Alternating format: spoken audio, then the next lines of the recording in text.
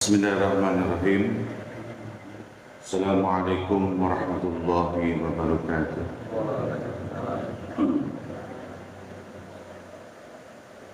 Innal hamdalillah nahmaduhu wa nasta'inuhu wa nastaghfiruh wa na'udzu billahi min shururi anfusina wa min sayyiati a'malina. May yahdihillahu fa huwal muhtadi wa may yudlil fala hadiya lahu. Asyhadu an la ilaha illallah wahdahu la syarika lah wa asyhadu anna Muhammadan abduhu wa rasuluhu alladzi la nabiyya ba'd.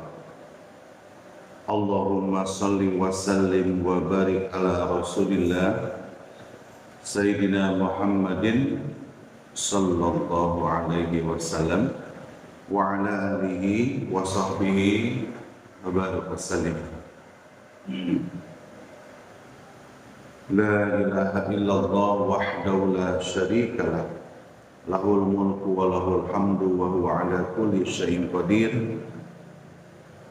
Bismillahilladzi la yadurru ma'a ismihi syai'un fis samaa'i wa huwas samiul 'alim.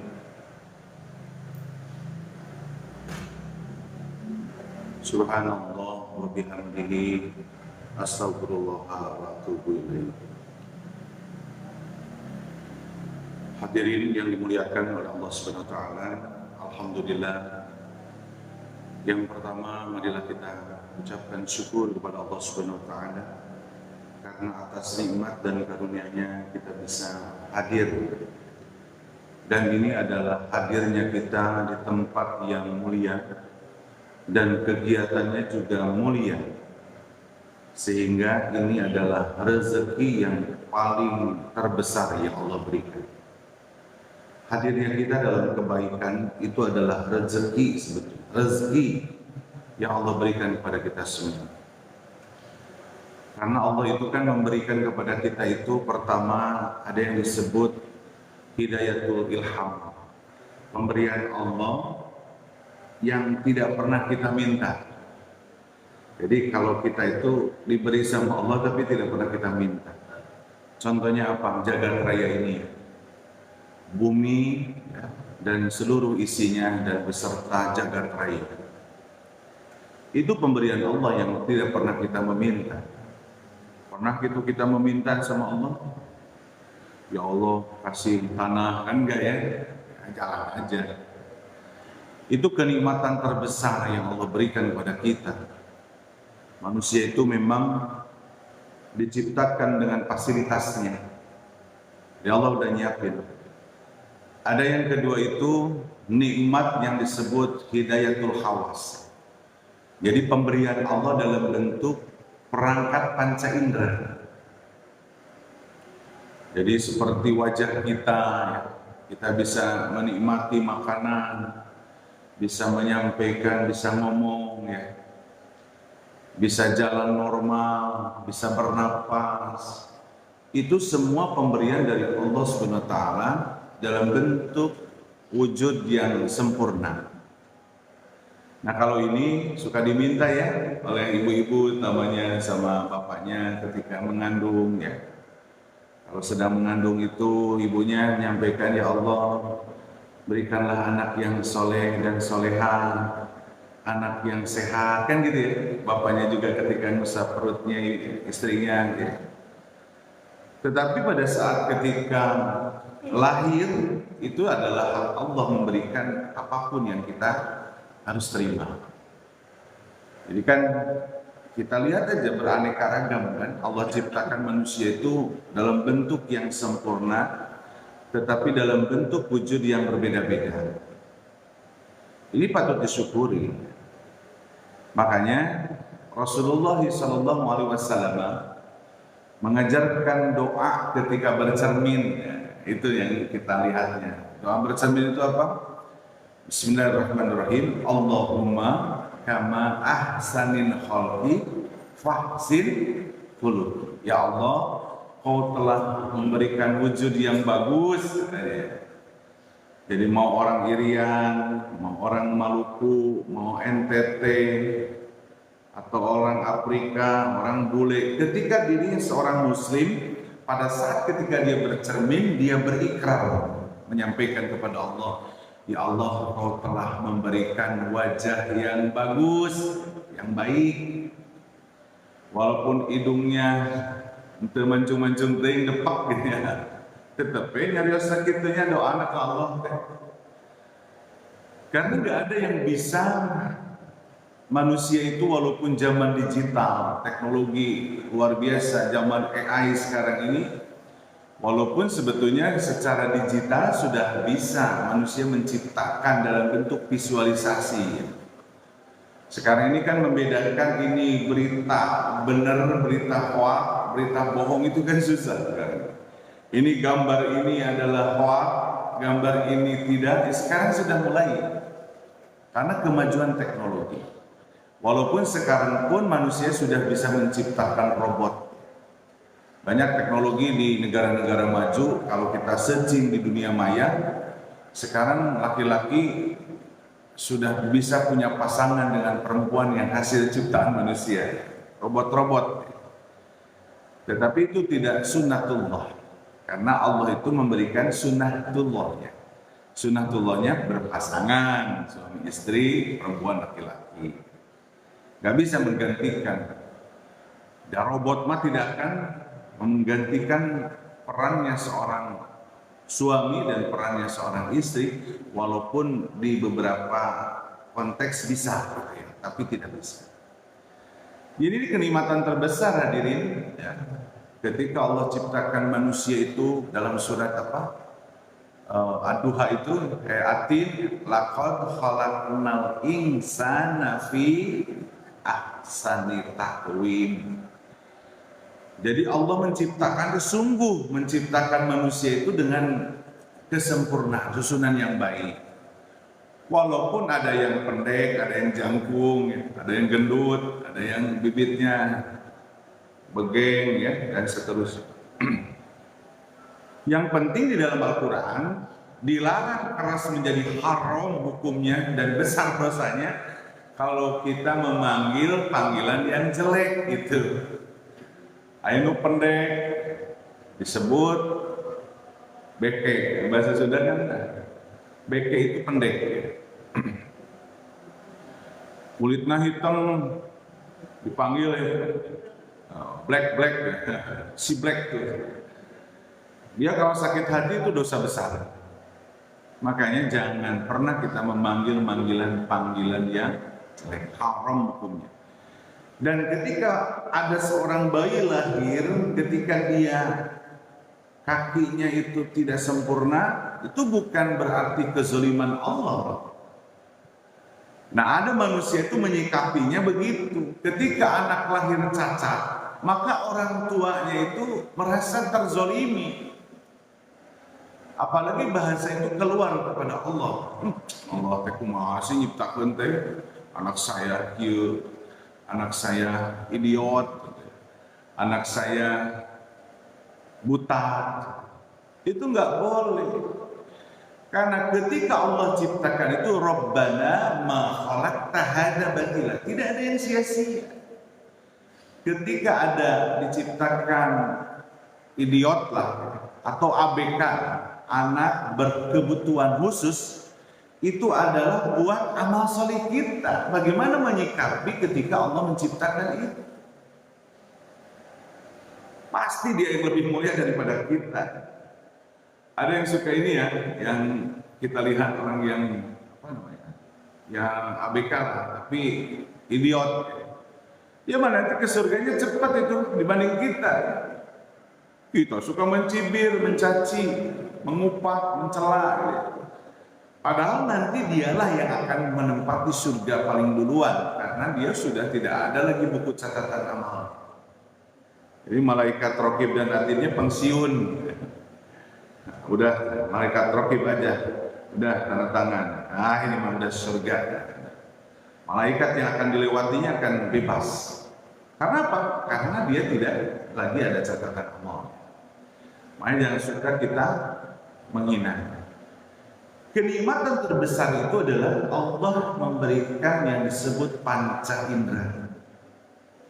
Kita bisa merasakan nikmatnya makanan karena lidah kita masih diberikan sehat. Coba aja perlu berat gitu ya, udah susah makannya, makanya bersyukur. Nah, ada yang keempat, itu yang disebut hidayatul-din, pemberian Allah dalam bentuk yang disebut agama. Nah, agama ini adalah hidayah, pemberian Allah. Diutusnya para nabi, diutusnya para rasul, ya. Itu adalah bagian kenikmatan terbesar. Makanya Rasulullah SAW ketika diturunkan sebagai utusan Nabi dan Rasul itu kan kalimatnya adalah nikmat terbesar, karena memang itu adalah hidayatuddin, membawa risalah. Ya. Kita kan bisa tahu bahwa hak dan batil, benar dan salah itu karena agama. Dan agama siapa yang membawanya adalah Nabi kita yang terakhir. Khataman Nabi adalah baginda kita Muhammad Rasulullah sallallahu alaihi wasallam. Nah, baru yang pemberian Allah yang paling terbesar tadi itu udah hebat Allah itu ngasih ke kita. Dan ini perlu diikhtiarkan yang disebut hidayatut taufik, hidayah kebaikan. Nah, ini harus ikhtiar. Enggak serta-merta ya, seperti datangnya apa ya, seperti kilat. Bisa sih sebetulnya hidayah dari Allah. Makanya kita ada doa yang Rasulullah ajarkan ketika istri atau suami atau anak kita itu enggak ini ya, enggak apa namanya, kurang sesuai dengan agama. Apa doanya Rasul? Allahumma yahdik, Allahumma yahdik, ya Allah berikan hadiah hidayah. Jadi kalau ke istri itu ketika istrinya tidak sesuai dengan adab, doanya itu Allahumma yahdik. Ataupun suaminya tidak benar, maka istrinya berdoa seperti itu. Hidayah taufik ini luar biasa hadirin. Ketika bapak dan ibu hadir di masjid, di majelis taklim, mendengarkan, lalu kita memakai adab karena yang dibacakan adalah Allah dan Rasulnya, top. Ini enggak, jangan dicuekin. Rasulullah dalam hadis itu, barang siapa yang selalu hadir di majelis ilmu, ya, bahkan di dalam Al-Quran, dalam hadis itu, khairukum man ta'allamul Quran wa 'allamahu. Sebaik-baiknya manusia itu adalah guru dan siswa lah, gitu. Orang yang menyampaikan dan mustami yang mendengarkan. Oh, hebat itu, ya. Dan nanti Allah akan sebutkan di yaumil qiyamah siapa mereka yang selalu hadir mendengarkan apa yang disampaikan oleh Allah dan Rasul. Makanya dalam menyampaikan itu, sampaikanlah itu dari Allah dan Rasulnya, walaupun kita tahunya dari para ulama. Kan bisanya gini dari ulama. Saya masih ingat punya guru-guru ngaji dulu ya, Ustaz Kiai Haji Syarif Hidayatullah, pimpinan Pondok Pesantren Al Hasan ya, di bawah Miftahul Huda. Beliau adalah sosok kiai besar waktu di Ciamis. Saya masih ingat punya guru yang disebut Ustadz Yandi pada saat saya lagi kuliah. Ya, itu adalah mereka yang menghantarkan ilmu Allah, penyampaian kabar gembira dari Allah dan Rasulnya. Gitu ya hadirin. Jadi 5 nikmat ini perlu kita syukuri. Hari ini fasilitas Allah itu luar biasa. Cuma kitanya kadang selalu dalam melihat nikmat Allah itu pengen itu enak wainya, pengennya enak pokoknya. Dikasih sakit seetik embung gitu ya. Padahal sakitnya kita oleh Allah itu nikmat terbesar. Karena dengan sakit itu Allah bisa hapus dosa kita. Yang kedua, dapat pahala banyak. Yang dua ini, mau nggak? Mau nggak? Ayo kasih sakit sama Allah. Pinginnya kalau sesuatu dikasih oleh Allah itu apa? Ya, bentuknya materi pinginnya. Hadir majelis ilmu, setelah hadir duitnya tebal, pinginnya gitu, nggak bisa. Ayo duit tebal mah usaha yang optimal, doa yang optimal. Bagaimana cari strategi supaya kita mendapatkan rezeki yang banyak. Ya, hadirin berbahagia. Baik, ini pengantarnya panjang ya, mengingatkan kepada kita semua supaya kita, oh ternyata Allah itu hebat. Bahkan kalimatnya begini hadirin, apa yang kita rasakan, kalimatnya banyak yang kita tidak minta daripada yang kita minta, betul nggak? Wajib. Allah mengasih ke kita itu nggak pernah kita banyaknya nggak minta. Pernah kita mau berdoa sama Allah, ya Allah, saya kasih jalan yang normal, ada nggak? Nggak pernah. Ya Allah, kasih saya napas yang lega, nggak pernah. Padahal itu setiap detik kita dapat fasilitas itu. Maka dalam surat Ar-Rahman itu Allah sampai mengulang berapa kali ya? Dalam ayat itu hampir 19 kali, ayat 19 ayat itu Allah ulang-ulang. Fabi ayyi ala'i rabbikuma tukadziban. Nikmat apa lagi? Manusia begitunya. Banyak orang yang enggak bersyukur atas nikmat yang Allah berikan. Makanya apa lagi sih? Ayo hadirin, mudah-mudahan kita menjadi orang-orang yang bersyukur, dan cara bersyukur kita wujudkan dalam bentuk ibadah kita kepada Allah Subhanahu wa taala. Pada kesempatan hari ini berikutnya, salawat dan salam semoga tercurahkan kepada Nabi Allah, utusan yang terbaik dan sebagai penutup risalah. Beliau adalah sosok yang luar biasa yang perlu kita muliakan dan perlu kita cintai. Sosok pribadi ini menjadi sosok iman kita. Karena kalau orang tidak beriman kepada beliau, maka batallah iman kita. Siapakah beliau ini? Adalah baginda kita Sayyidina Muhammad sallallahu alaihi wasallam. Pada keluarganya, ya, hebat tuh keluarganya Rasul ya. Apalagi istri pertamanya baginda Rasul, ya. Bagaimana berjuang menegakkan Islam, beliaulah yang mendampingi, dan semua harta perempuannya, semua harta yang dibawanya pada saat ketika menikah disumbangkan untuk di jalan dakwahnya baginda Rasulullah. Beliau adalah Khadijah radhiyallahu anha. Kepada para sahabat ini adalah kurun yang terbaik. As-sabiqunal awwalin was-sabiqunal akhirin.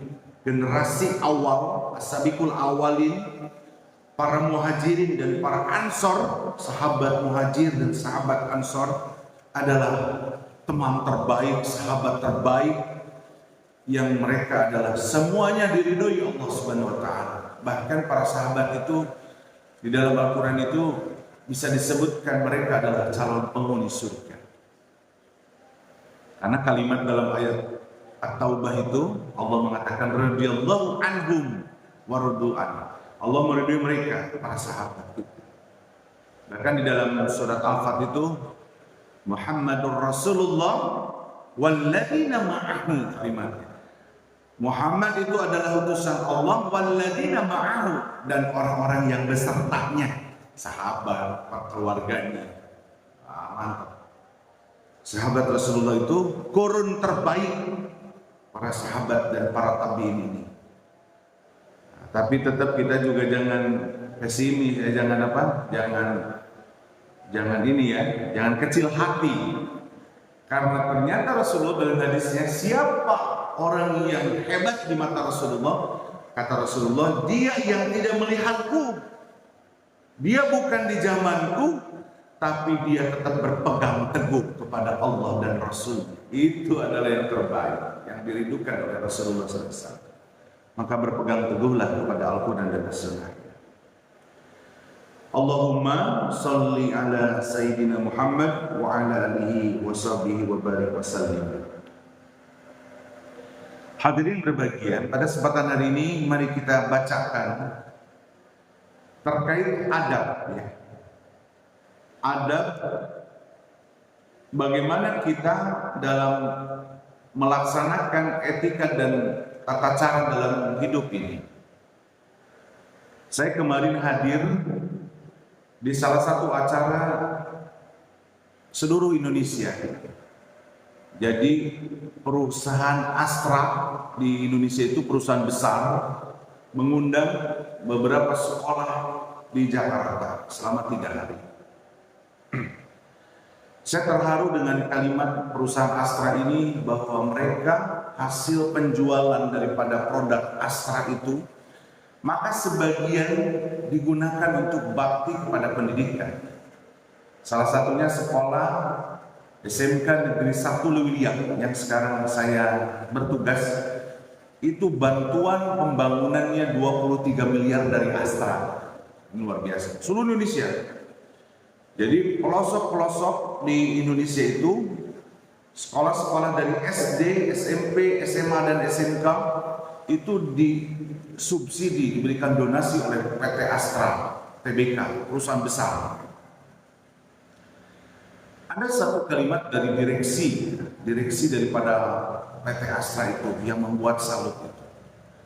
Tahun 2026, kalimat begitu. Tahun 2026, saya minta bahwa ketika Astra menjadi binaannya kepada sekolah-sekolah, yang utama adalah prioritas karakter, gitu. Makanya sekarang ini kalimatnya kemarin itu diminta sekolah menciptakan budaya kebiasaan perilaku karakter di sekolah itu yang terbaik. Maka ini adalah yang diperlukan adab sebetulnya. Adab seorang guru, bagaimana seorang guru memiliki adab ketika mengajar. Bagaimana adab seorang siswa ketika dia menjadi siswa, menjadi orang yang menerima ilmu. Makanya diperlukan itu, makanya strateginya kemarin adalah bagaimana budaya yang diciptakan di sekolah supaya meningkatkan karakter siswa. Ini ditunggu program ini, dan nanti dalam tahun 2026 harus ada hasil dipantau tetap oleh PT Astra. Ini luar biasa. Makanya luar biasa sebetulnya ketika sekarang di kurikulum atau pendekatan kurikulum deep learning, pembelajaran mendalam, bagaimana mengorientasikan bahwa 8 dimensi lulusan siswa-siswa seluruh Indonesia. Maka simbolnya itu sekarang siswa-siswa hebat. 7 kebiasaan siswa hebat. 7 ini simbolnya. Nih, kalau anak kita belum memenuhi 7 kebiasaan, berarti tidak memenuhi daripada bagaimana keinginan pemerintah pusat, keinginan presiden, keinginan Pak Menteri, Pak Gubernur, Pak Bupati, bagaimana siswa-siswinya seluruh Indonesia itu menjadi siswa yang hebat. Bangun cepat, ibadah hebat, olahraga pagi, makanan bergizi, sarapannya, belajar giat, bersosialisasi di masyarakat, tidur cepat. Nah, ini coba aja lihat, kalau masih anak itu tidak melakukan 7 kebiasaan, berarti belum memiliki adab yang tinggi. Nah, kesempatan hari ini makanya saya episodenya adalah bagaimana kita membacakan adab-adab supaya tahu mengukur adab kita itu. Kemarin kan adab istri kepada suami. Nah, seorang ibu standarnya di situ. Kita sudah memenuhi enggak? Kalau belum, tingkatkan. Yang kedua kemarin bagaimana seorang suami hebat di mata Allah dan Rasulnya, memiliki anak. Kalau itu ada, berarti kita sudah punya standar. Nah, sekarang kita akan coba membacakan adab kepada orang tua menurut Al-Quran dan hadis.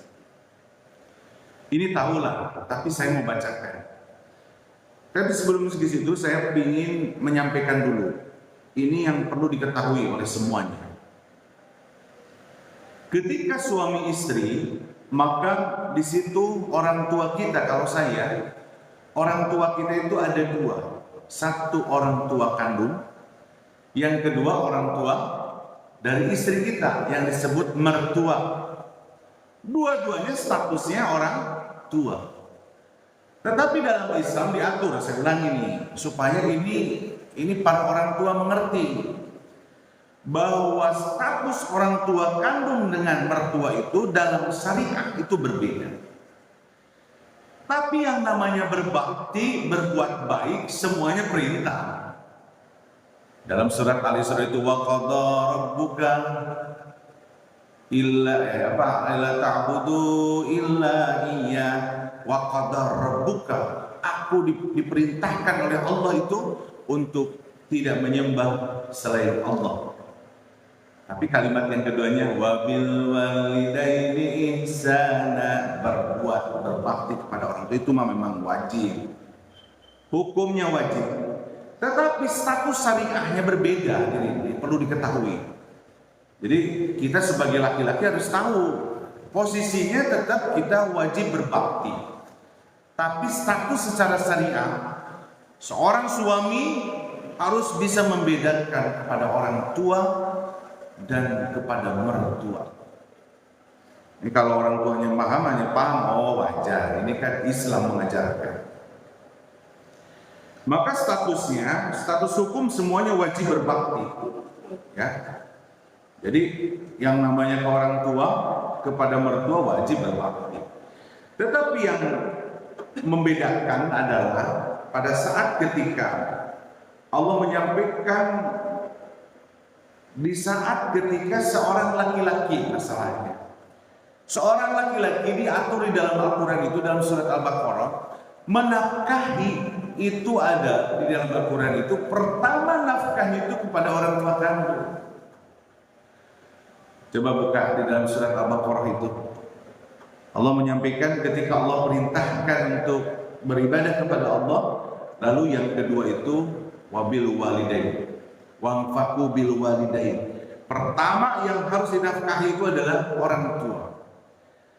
Seorang laki-laki wajib hukumnya dan menjadi dosa besar ketika tidak menafkahi orang tua. Jadi kalau ada anak yang tidak memperhatikan orang tuanya, dosa besar. Loh, orang tua saya udah kaya. Beda kalimatnya. Menafkahi itu pada saat ketika orang tuanya itu tidak terurus. Makanya ada sekarang itu anaknya banyak, nggak bisa ngurus orang tua yang satu ya, tapi orang tua satu bisa mengurus 10 anak. Makanya wajib seorang suami itu hukumnya menafkahi orang tua. Jadi kalau di sini ada laki-laki yang dimiliki rezekinya banyak, jangan lupa tuh orang tua kita, orang tua kandung. Nah kalau ke mertua itu tidak diwajibkan, tetapi diperintahkan untuk berbakti. Nah, saya pernah menyampaikan kemarin dalam ceramahnya, orang tua mertua kita itu sudah rela memberikan anaknya yang diurus dari kecil sampai dewasa. Setelah dewasa dinikahkan ke kita. Tetap harus menghormati, harus sopan, membantu sesuai kemampuan. Beda kepada orang tua kandung kita. Maka kewajiban laki-laki, seorang laki-laki itu dalam Islam diatur kepada orang tua itu sampai laki-laki itu meninggal. Jadi kalau saya meninggal, maka selesai sudah urusan berbakti kepada ibu saya yang masih hidup sekarang. Gitu ya? Jadi statusnya begitu. Kalau ke mertua itu boleh, bukan boleh, membantu sesuai kemampuan kita. Makanya infak sedekah kita boleh diberikan kepada mertua kita. Ya.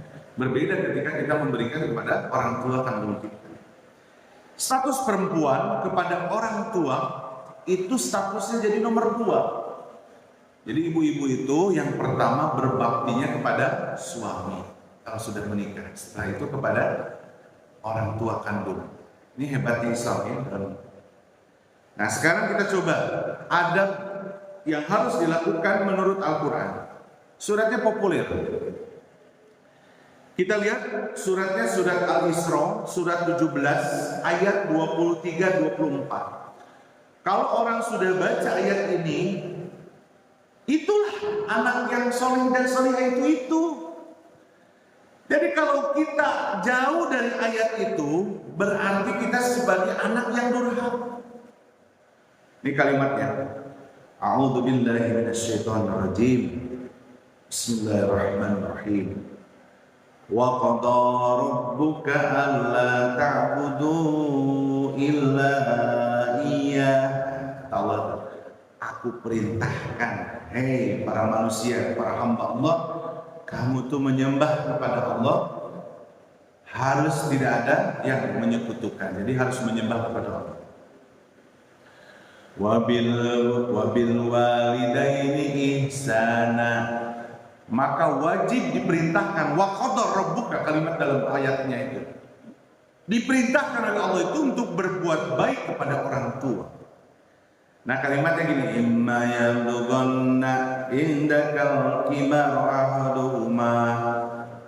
Jadi au kilahuma, kata Allah teh, ketika orang tua itu, apalagi kalau menjelang tua usianya, apa yang harus dilakukan dalam ayat ini? Pertama adalah kalimatnya fala taqul lahuma uff. Nah itu ya, adab yang pertama seorang anak kepada orang tua, baik anak itu sekarang anak yang masih remaja ataupun kita sebagai anak yang masih punya orang tua. Saya kan masih punya ibu nih. Maka yang pertama adab kepada orang tua itu kalimatnya adalah di dalam Al-Quran, jangan membantah. Kalimat dalam Al-Quran itu jangan katakan ah. Ini luar biasa diri. Kalau baca literatur sejarah, kenapa Al-Quran sampai mengatakan wala taqul lahuma uff, jangan kamu ngomong ah. Ternyata ahnya di Arab gitu, yang namanya uff, mengatakan ah itu adalah sesuatu yang bahasa di Sunda mah pamali, demenan, nggak boleh. Makanya coba lihat orang-orang Arab itu, wah orang tuanya beda adabnya, luar biasa. Maka kalimat yang kita sampaikan pada kesempatan ini, jangan membantah adabnya. Makanya ke orang tua itu, kalaupun kita tidak setuju dengan pendapatnya, maka kita mau menyampaikannya pun harus baik kepada orang tua. Kita nggak setuju nih, mau ngomong sama orang tua teh, maaf ya, bahasanya itu gitu. Mau lain anaknya kadang tidak setuju dengan pendapatnya, sentak, sikat habis gitu ya.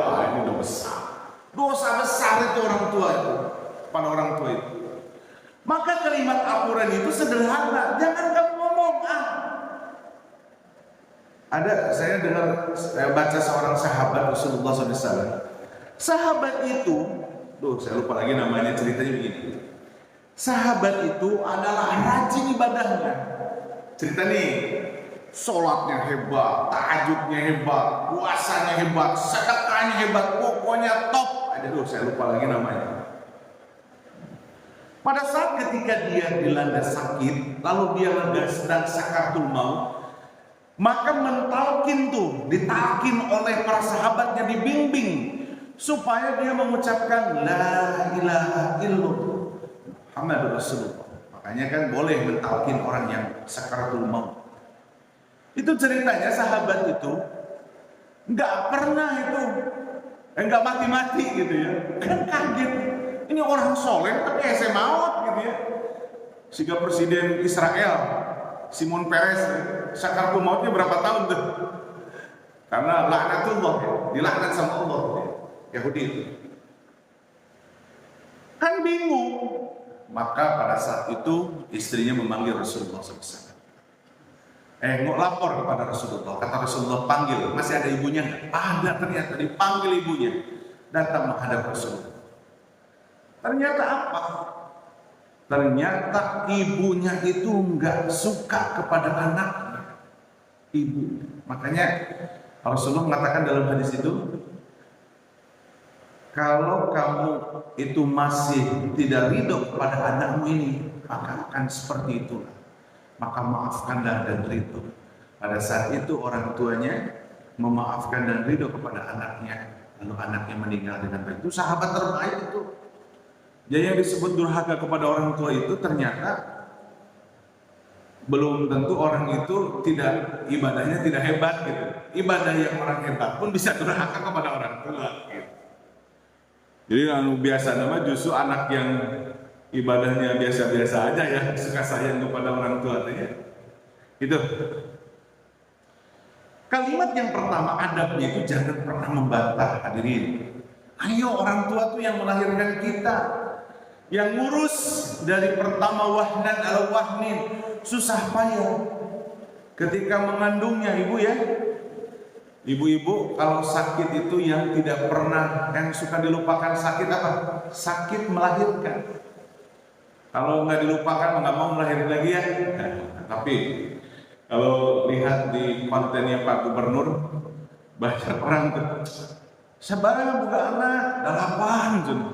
Allahu Akbar gitu. Anak kalau bab pisan tungji setahun hiji brojol deui. Hamil deui, brojol deui, nggak bisa kan? Islam mengajarkan untuk tetap kita bagaimana jangan meninggalkan generasi yang lemah. Makanya orang tuanya harus program, ya. Ya. Pertama itu jangan pernah membantah. Kalau masih ada orang tua sekarang masih hidup, kalau anak-anak muda di sini, ya, Rizky kan masih muda, jangan pernah membantah kepada orang tua. Karena ketika kita membantah kepada orang tua, apalagi dengan kalimat yang tidak baik, maka durhaka dan dosanya besar. Dan dipastikan Allah akan azab tuh anak itu di dunia. Karena kata Al-Quran, bukan kata hadis Rasulullah, dosa yang akan Allah berikan azabnya itu adalah di dunia dan akhirat kepada orang tua. Hati-hati, ya. Maka cerita maling kundang itu benar bu. Itu maling kundang itu Padang bu ya, Sumatera Utara ya. Cerita maling kundang Padang. Bapaknya kemana itu? Nggak ada ya bapaknya. Bapaknya Bang Toib sih namanya. Di cerita itu kan nggak ada bapaknya, ibunya yang disakiti oleh maling kundang. Aduh, aduhnya. Akhirnya kan banyak maling-maling kundang. Anak-anak itu nggak mau jalan bareng sama ayahnya, sama ibunya, benar? Kalimat itu, duluan, oke saya nusul deh. Karena malu, astagfirullahaladzim, maling kundang itu. Coba lamun Allah tanya, jadi batu, bener, anak nudurhaka jadi batu. Sehingga nama di BKP gak loba mungkin kayaknya. Naudzubillah min dzalik. Jadi yang pertama itu, hadirin.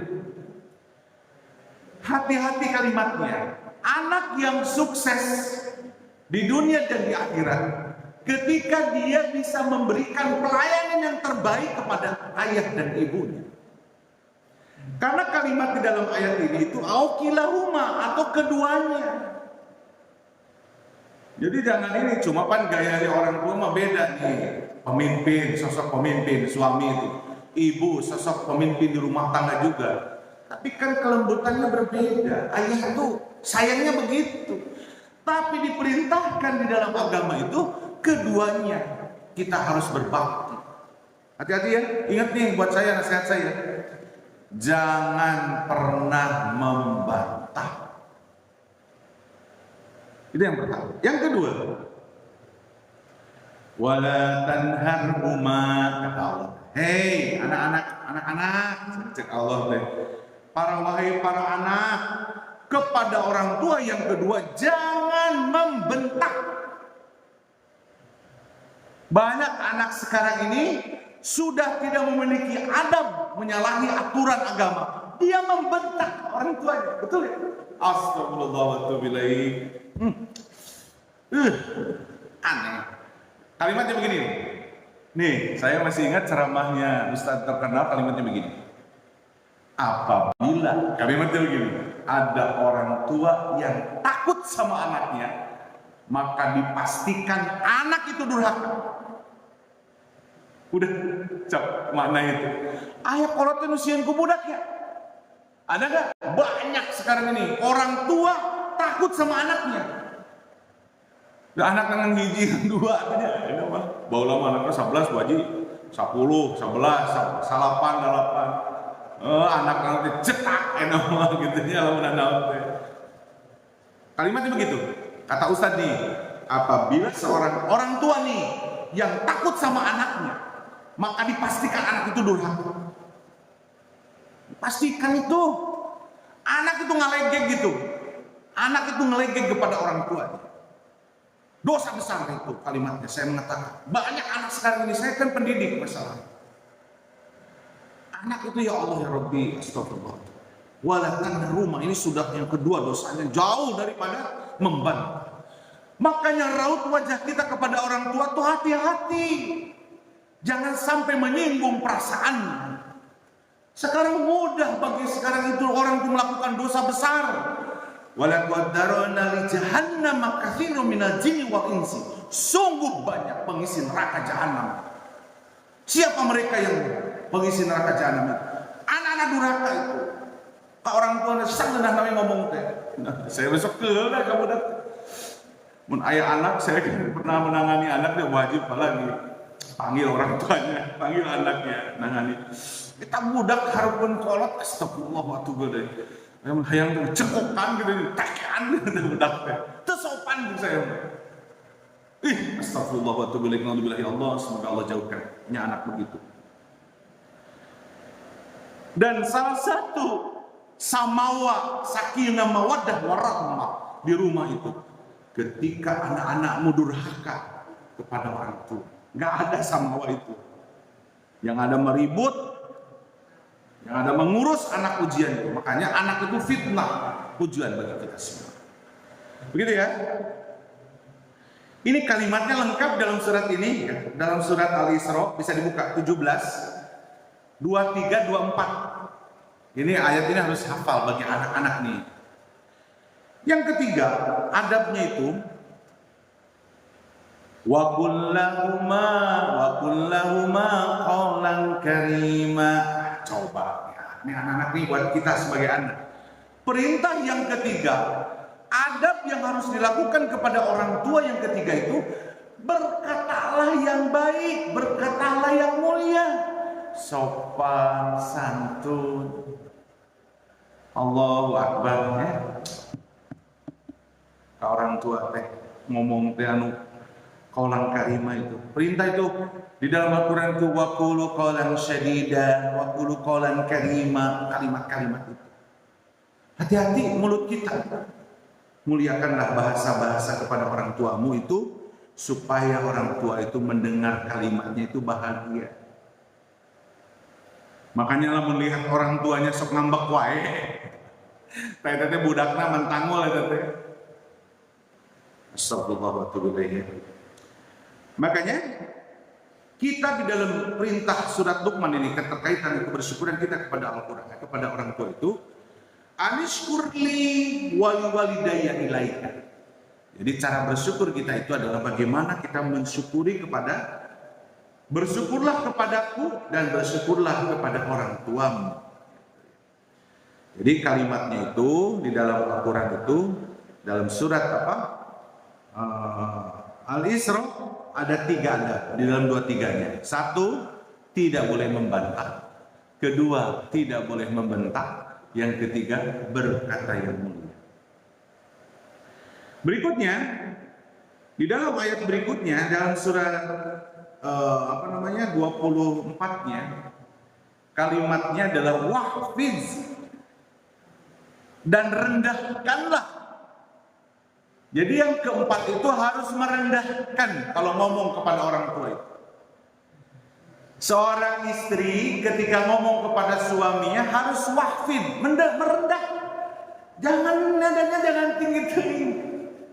Nah, orang mada ngomong sok nada tingginya, lihatnya banyak orang tuh. Maka intonasi ini menjadi kesuksesan kita dalam memiliki adab. Intonasi. Namun ngomong ke Indonesianya beda ya. Kamu sini, kan beda ya. Sini dong, beda ya kalimatnya. Dalam situasi yang akan berbeda. Makanya yang Quran itu kalimatnya adalah di dalam 24-nya itu adalah ketika perintahnya itu adalah rendahkanlah pelayanan kepada orang tua ketika bicara dan sayangilah mereka dengan kasih sayang. Jadi namun kan ngomong ke orang tua teh selain mulia kudu bisa gitu bagaimana membahagiakan ngomong teh kakolot teh gitu nya. Bahkan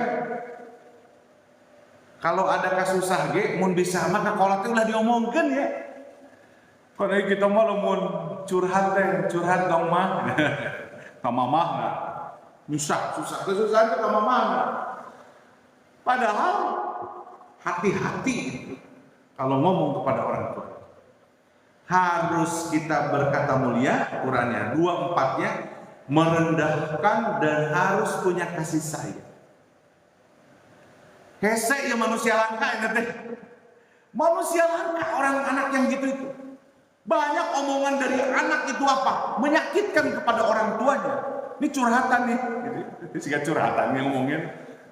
Saya paling kesal karena saya guru ya. Kalau guru itu ya, aduh anak teh. Beda sudah baheula ke orang sekolahnya. Nah, Bu Haji apalagi generasi Bu Haji ya. Ke sekolah teh ajrinya ke sekolah teh. Ka orang tua ka guru gitu. Bener-bener ayeuna mah Gusti ya Allah ya Rabbinya. Orang tua teh astagfirullah wa atubu ilaih. Nah, terus yang kelima, di sini kalimatnya ditutup wa qur rabbirhamhuma kama rabbayana shighar. Dan doakanlah orang tuamu dengan doa rabbirhamhuma kama rabbayani shaghira. Rabbirhamhuma, ya Allah berilah kasih sayang kepada orang tuaku seperti mereka menyayangiku waktu kecil. Makanya Rasulullah dapat bonus nih. Kalau orang tua kita meninggal, nih sekarang nih bapak saya sudah meninggal. Kalau orang tua sudah meninggal, lalu pada saat menunggu kepada kebangkitan di yaumil barzakh, di hari dari alam kubur, maka ada siksa kubur. Doa kita kan setiap tasyahud akhir, Allahumma inni a'udzubika min adabil qabri, berlindung kepada azab kubur. Salah satu Rasulullah ngasih bonus kepada anak yang solih dan solihah pada saat dia memiliki adab selalu mendoakan orang tuanya, menghentikan azab kubur. Coba bayangin. Kan dalam hadis itu seorang mayit itu lagi siksa, goblok aku malaikatnya. Langsung eureun si malaikatnya berhenti. Lalu ditanya oleh si mayit itu, "Kenapa wahai malaikat kok berhenti?" "Anakmu tuh di dunia mendoakan." Jadi kalau punya anak yang soli dan solihah itu akan terus mengalir pahalanya kepada ayah dan ibunya. Jadi lamun hayang minta doa, hayang minta pahala ke anak sebetulnya. Maka didiklah anak yang solih dan solihah, karena itu aset terbesar yang nantinya akan menolong kita pada saat melewati perjalanan menuju surganya Allah. Ya minta doa ke Ustadz mah hanya hari itu hukum. Tapi anak ketika kita ciptakan anak yang solih dan solihah, sepanjang hidup, sepanjang Allah menciptakan segalanya kehidupan. Makanya anak itu aset terbesar sebetulnya. Kalau kita masih menyepelekan status anak, wah berarti orang tuanya itu nggak tahu. Sebetulnya nanti yang akan menolong itu adalah dia, anak-anak kita. Anak-anak kita tuh akan didik dengan baik. Jangan seenaknya aja mendidik anak. Nanti yang akan menjerumuskan kita orang tua kepada neraka itu adalah dari anak. Ya. Makanya Rasulullah ngasih bonusnya luar biasa. Ayo, adabnya 5 ya. Di dalam Al-Quran itu, jangan membantah, jangan membentak, berkata yang mulia, rendahkanlah dan kasih sayang kepada orang tua itu. Berikan pelayanan yang terbaik kepada orang tua itu. Yang kelima, doakanlah setiap saat. Jadi anak-anak ini yang kita masih punya anak, doakan. Bahkan doa itu, walaupun orang tua sudah meninggal, masih punya kewajiban kita mendoakan kepada orang tua. Saya ngomongnya wajib ya, doa ke orang tua mah. Lain sunah deui. Hati-hati nih yang punya, kita masih punya orang tua ya, karena orang tua itu walaupun sudah meninggal, berbaktinya adalah kita berdoa kepada Allah SWT. Ayo kita bacakan dulu hadisnya. Ini menunggu ya sebentar karena konsumsinya tukang bubur mau datang, saya suruh datang. Nih kalimatnya. berbakti kepada orang tua. Hadis Rasulullah SAW, saya membacakan aja nih. Hadis riwayatnya Imam Bukhari dan Muslim. Kalimatnya an Abdullah bin Mas'ud, ini dari Abdullah bin Mas'ud. Qala sa'altu Nabi sallallahu alaihi wasallam. Sa'altu, jadi sa'altu itu kalimatnya bahwa Rasulullah itu berkata kepada saya. Dia berkata, sa'altu berkata kepada Nabi Muhammad SAW kepada Ibnu Mas'ud. Lalu bertanya Ibnu Mas'ud, "Ayyu a'malu ahabbu ilallah?" Apa ya Rasulullah amal yang sangat dicintai oleh Allah? Ayyu a'malu ahabbu ilallah? Jadi kalau Allah itu sangat cinta kepada amal ini, lalu Rasulullah menjawab, "As-salatu ala waktiha." Salat pada waktunya. Ini hadis ini diberikan penjelasan as-salatu awwalu fi waktiha, di awal waktu. Ya. Nah, terus qultu, apalagi ya summa ayyu ya Rasulullah, apalagi katanya. Kalimatnya birrul walidain, berbakti kepada orang tua. Jadi statusnya amalan solih setelah sholat, kan sholat memang ibadah yang paling hebat ya. Ibadah yang paling hebat yang Allah perintahkan kepada kita, kalau kita melakukan pahalanya besar sekali, kalau kita tidak lakukan dosanya besar sekali. Itu sholat ya statusnya. Makanya status orang yang tidak sholat kufur ya. Bainal muslim wa bainal kufron tarkus sholat. Yang membedakan muslim dan orang kafir itu adalah meninggalkan sholat. Nah, yang kedua amalan solih yang sangat dicintai oleh Allah Subhanahu wa taala itu adalah birrul walidain, berbakti kepada orang tua. Apa amalannya? Yang tadi yang kelima itu tadi. Nah, bahkan kalimatnya summa ayu ya Rasul. Apalagi ya Rasul? Rasulullah menjawab, jihadu fisabilillah, jihad di jalan Allah. Orang jihad di jalan Allah itu ternyata di bawah birrul walidain. Makanya pernah ada sahabat yang masih kecil ya, masih muda, datang kepada Rasulullah, "Ya Rasulullah, saya ingin berjihad nih." Wah, semangat muda, anak muda. "Kamu masih punya orang tuamu?" "Masih punya." "Kamu bakti aja ke orang tua deh, ngapain ikut jihad gitu." Ini levelnya tinggi. Jadi jihad ketika berjuang di jalan Allah itu masih di bawah amalannya itu dari kita berbakti kepada orang tua. Berbakti ke orang tua itu jangan hanya sebatas mereka duit tumpul. Tidak ada yang orang ngasih duit tapi orang tua itu sakit hati ya. Bukan itu. Makanya itu Rasulullah SAW dalam Imam Bukhari dan Muslim meriwayatkan bahwa kalimatnya adalah hadis Rasulullah bahwa orang tua itu amalan yang terbaik setelah sholat. Berikutnya saya bacakan. Hadis riwayat Tirmidzi. Ini kalimat ini kan sudah bahasa kita. Ridho orang teh sarwajeng ridho ti orang tua kan ya. Kalimatnya gini. Ridallahu fi ridul walidain. Itu hadis Rasulullah. Wa sakhatullahi fi sakhatil walid. Jadi keriduan Allah itu tergantung ridhonya orang tua. Dan yang berikutnya juga kemurkaan Allah tergantung daripada murkanya orang tua. Makanya kalimat-kalimat para ulama kalau menjelaskan terkait daripada bagaimana kepada orang tua itu, kalimatnya kunci sukses dalam hidup di dunia dan di akhirat adalah kunci pertama adalah sholat, kunci kedua adalah orang tua. Ya, keridhaan Allah tergantung ridhonya orang tua. Berikutnya, ini saya sudah kutip hadis ini karena belum datang aja ya. Sudah lumayan nih, sudah disuruh 5:30, 6 menit lagi. Dalam hadis riwayat Bukhari dan Muslim, Rasulullah SAW menyampaikan begini. Ala unabbiukum bi akbaril kabair, katanya. Maukah aku kabarkan dosa paling besar? Coba bayangin, Rasulullah mengatakan begitu. Dosa yang paling besar. Ya. Apa dosanya paling besar di sini disebutkan? Qalu bali ya Rasulullah, apa ya Rasul? disebutkan al-isyraku billah, syirik kepada Allah, menyekutukan Allah itu dosa besar, ya. Bahkan tidak diampuni oleh Allah Subhanahu wa taala kalau orang sekutu menyekutukan.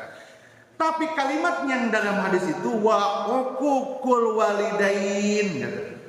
Dosa yang kabair, yang sangat besar adalah dosa kepada orang tua, yaitu adalah durhaka kepada orang tua. Jadi anu tadi 5 adab kepada orang tua, ada satu yang kita lakukan, dosanya besar sekali. Makanya hati-hati ketika bicara masalah dosa besar ini. Ada yang berbahagia. Itu hadis-hadis Rasulullah terkait. Kesimpulannya kepada orang tua. Pertama, harus taat dan hormat, patuh dan taat kepada orang tua selama mereka tidak memerintahkan yang maksiat, betul ya? Makanya ikrar pelajar, ikrar siswa, ketika pada saat di sekolah pasti ada poinnya, patuh dan taat kepada orang tua. Ini luar biasa ya, sesuai dengan apa kalimatnya. Yang kedua, kesimpulannya dari Al-Quran di atas, berbicara, berkomunikasi kepada orang tua itu harus lemah lembut dan sopan. Nih, awas hati-hati nih, lembut, lemah lembut, sifat halim. Halim itu yang ada pada Rasulullah, maka harus dibuktikan kita kepada orang tua. Yang ketiga, mendoakan. Ya. Yang berikutnya harus bisa membantu dan merawat kepada orang tua. Jadi membantu, merawat, jangan merepotkan, bahkan harus menyenangkan adalah kepada orang tua. Kalimatnya, senangkanlah orang tuamu seperti raja, maka rezekimu seperti raja. Gitu ya. Nih, itu apa yang disampaikan oleh Allah dan Rasulnya, bahwa perintah kita kepada adab-adab yang harus kita perhatikan kepada orang tua kita. Itu saja terkait adab-adab kepada orang tua. Baru nanti berikutnya sebetulnya akan dibahas perintah kepada tetangga kita. Ada yang berbahagia harus menunggu, karena kalau kelamaan juga nanti tidak akan sampai ilmu ini, Allah dan Rasulnya, supaya kita tahu bahwa ternyata adab kepada orang tua, pertanyaannya, apakah kita sebagai anak yang orang tua masih hidup, kita selalu melakukan itu? Kalau belum, beristighfarlah, lalu bertobatlah kepada Allah dan mulailah lembaran baru, bagaimana kita memberikan pelayanan yang terbaik kepada siapa? Kepada orang tuamu. Orang tua itu adalah keramat. Ayah batur manujarah teka para wali bagus ya. Kita memuliakan para wali, para ulama. Tapi kakolotnya sejarah ya. Maka sukses kita itu ditentukan bagaimana memberikan pelayanan yang terbaik kepada orang tua. Kata-kata terakhir, ada seseorang mengatakan, saya bertemu dengan orang-orang sukses di seluruh Indonesia ketika saya bertemu pengusaha sukses. Pokoknya ketemu orang sukses di dunia, begitu. Ternyata mereka selalu memuliakan orang tuanya. Mau sukses? Maka muliakanlah orang tuamu. Adabnya ada di surat Al-Isra, surat ke-17, 23, 24. Hafal, ada 5 ya. Itu yang harus kita perhatikan. Demikian bisa disampaikan, semoga bermanfaat. Tapi hadirin yang berbahagia, mohon maaf kita menunggu karena saya udah pesan, kasihan kalau dia datang takutnya bukurnya di porsinya diperbanyak ya. Nanti semoga dia datang tepat waktu, udah datang. Alhamdulillah, terima kasih. Mudah-mudahan sekali lagi hari ini insya Allah berikutnya kita akan coba membahas adab bertetangga. Wah, ini malu saya ya kalau membaca hadis-hadis ini. Ternyata kita, bagaimana seorang tetangga dengan tetangga yang lain diatur oleh Al-Quran dan As-Sunnah. Kalau kita masih jauh, berarti kita bukan orang yang hebat di mata Allah.